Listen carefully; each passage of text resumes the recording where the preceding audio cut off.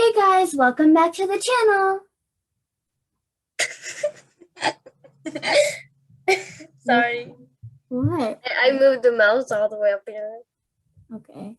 Where there was just one single color of ink.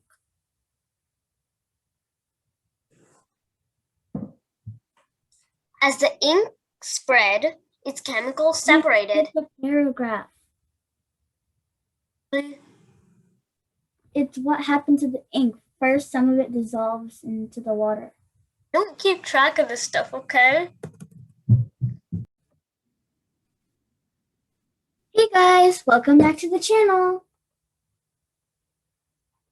Today we're going to be talking about a process called chromatography. So let's begin.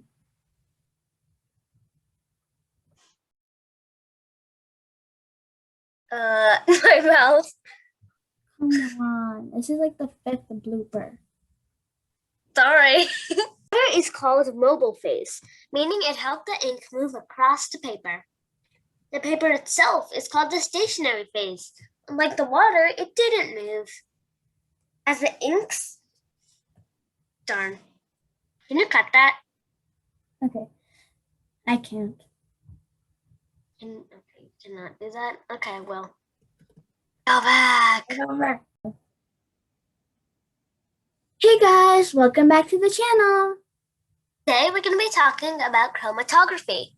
So let's begin.